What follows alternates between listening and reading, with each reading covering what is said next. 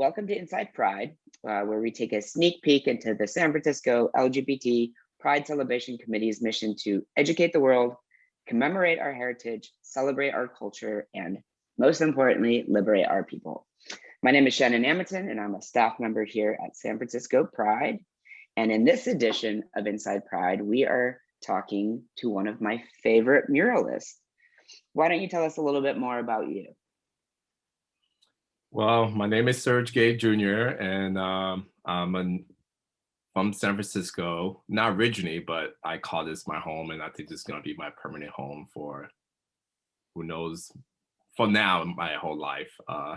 I've lived here for 16 years. I'm a visual artist full-time. It consists of gallery work, graphic design, film, and recently a lot of murals. Yeah, I'm a queer artist, he, him, Black queer, which is something that usually I don't see a lot of in the community. So it's kind of cool to kind of showcase my work, and then seeing queer artists, Black queer artists, and artists of color that start to show up and like, where have you been? I'm like, where have you been? So it's been a great recent couple of years to see the city kind of explore all type of artists in a way. Well, I happen to live in the Castro, and we were chatting just a little bit earlier. I was very excited to see. I was never sure if in my lifetime I would ever see a strong representation for on behalf of and a part of the trans community. So you recently just completed a mural on the corner of Castro and Market. Can you tell our viewers about that mural? Mm-hmm. It came to me, somebody referred me to this project. This is a project with the state and with California COVID-19 public art space. And they had picked certain artists in each state across the country, and was representing San Francisco to kind of create some kind of public art display, kind of promoting safety. And they were looking for, I had to pick spaces I wanted. I was like, I wanted in the Castro, and one of the available space was from Andrea from CBD was like, well, the old Party Barn might be available. I'm like, yes. And I told myself the next mural I wanted to do in the Castro was a trans visibility, because as me, when I first came to San Francisco, I loved the city, but I didn't see myself fitting in. And I felt like I outcast. I felt like I was pushed out. In that same way, even for like in the trans community, it's almost like, here's your district, you don't belong here. And that's how it felt like for me as a Black queer artist. And that you don't belong here. You should go like in Oakland or something. It's like, no, I belong here as much as everybody. And especially when you think of the most group of people who have been, especially with last year, with the number of trans people, trans women of color of last year, from like 40 something murdered, and to see how much as a community we have to come together and have a fight for equality in all part of the LGBT plus. And so like, I wanted to really take advantage of this opportunity to kind of showcase that trans people are allowed here, all type of people are allowed here, but majority that visibility and just representation in general should be displayed. And I wanted to use this kind of way of advertising, what started off with COVID safety and get people vaccinated. And that mindset of advertising, I'm like, I want like faces of trans people of color to be that kind of spokesperson in a way. And I thought of like, even like in the ballroom scene where like,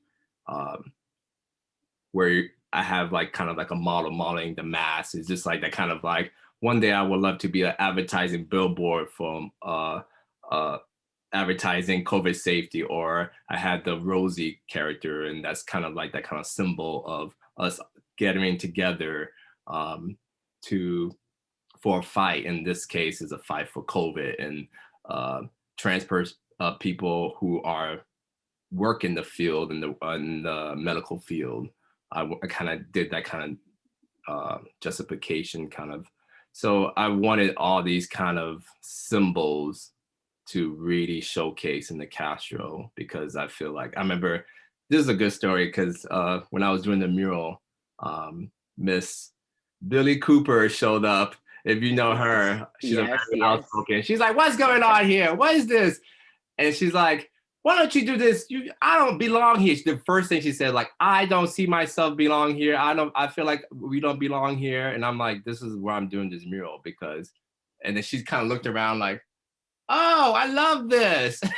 But she was like, "I see my colors. I see everything." I'm like, "Yeah, I get it. Like, I'm doing this because it's time that we need to, I'm just an artist. So if I can just display that kind of visibility as much as possible." I think the Castro has been really good at being the G neighborhood, but it's supposed to be the LGBTQ neighborhood. So I was really excited to finally see myself represented. So thank you. This is actually not your first mural in the Castro. No. Can you tell us about some of the other work that you've done?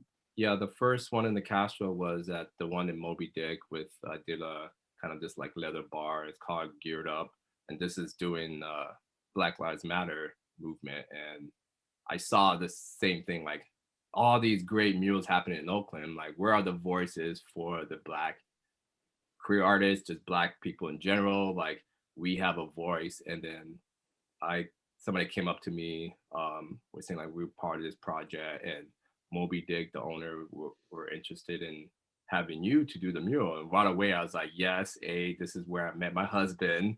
It means so much to me.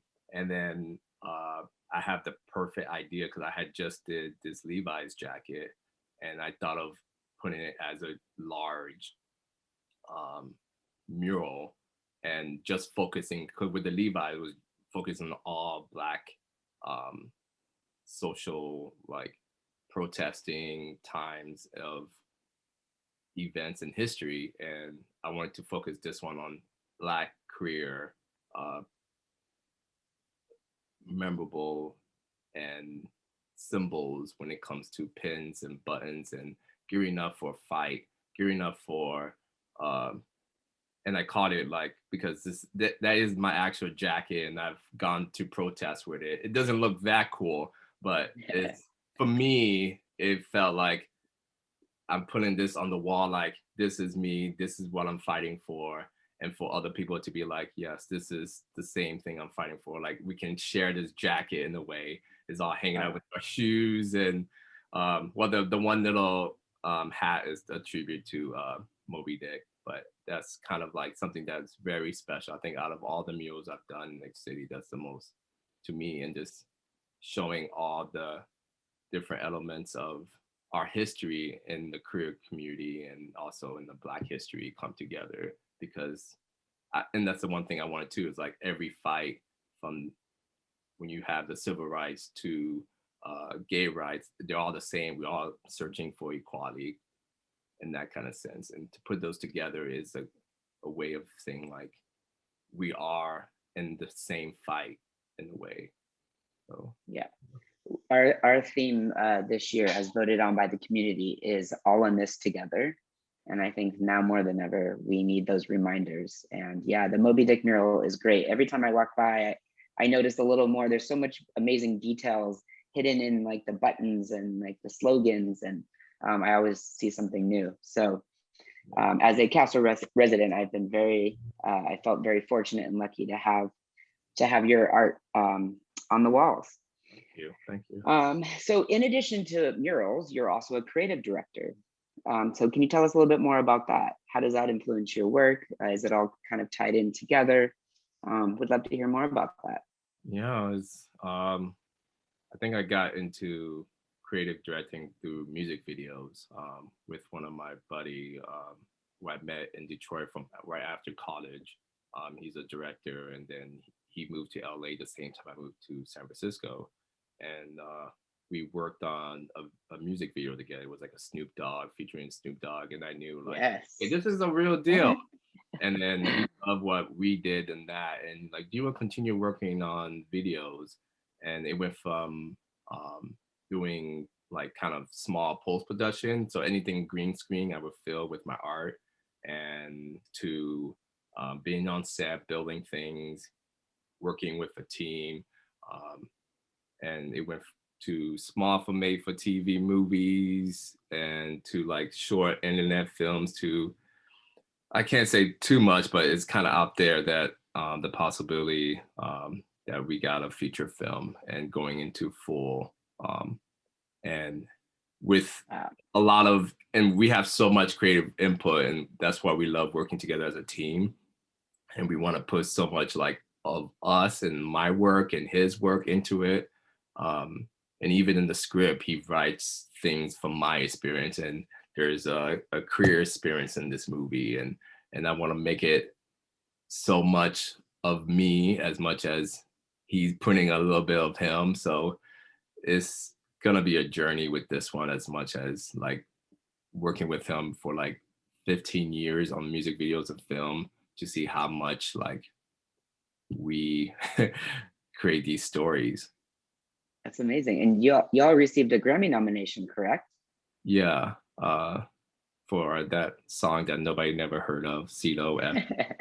Uh, but Well, obviously somebody heard about it because you got a Grammy. yeah, we lost to somebody who's infamous for winning every video. Her name is Little Gaga, Lady Gaga. And that was like Bad Romance, one of the biggest video at the time. So it's a good loss. Yeah. So would you call yourself an Afrofuturist? And if so, what does that mean to you? Uh, Yeah. I always, yeah, when it comes to even the future part of the Afrocentric, I'm always about moving forward, and how do we push the culture to a next level. I've never been the person to keep it safe and to push the limits, being progressive as much as possible. So I like the sound of it, and maybe I Yeah. am. Yes. You're like, I'll it just take is it. coming out of me. I don't even need to like label it. Like, I'll take some of that. Yes. Yeah. Great. Well, let's see. I only have one more question for you, actually. This has been a fun, quickie. Um, so, there's been a lot of we found murals to be in the news a lot recently here in San Francisco with Finch. Um, do you feel like we're in a like golden age of um, street art, or like a resurgence of street art and culture? Yeah, definitely a resurgence. I don't think I came in with tons of street artists. Um, there was, well, one person told me, because there's this kind of talk like the art scene have left, and some people would say, which one of my friends said, the art scene never left. We were just underground again, and we were creating. People were on the underground creating things, and when you have this idea of this should be like this one artist, or this is one vision, um, it brought in more artists to be like, no, it's about time we come out again and really show what we've been doing. And um, so I'm glad that, I think for myself too, because it was almost like at a certain point I felt like I had to please certain group of the community, the art scene. And at one point when I just said, I don't care anymore, I'm just gonna do what I love and stop caring about what people say,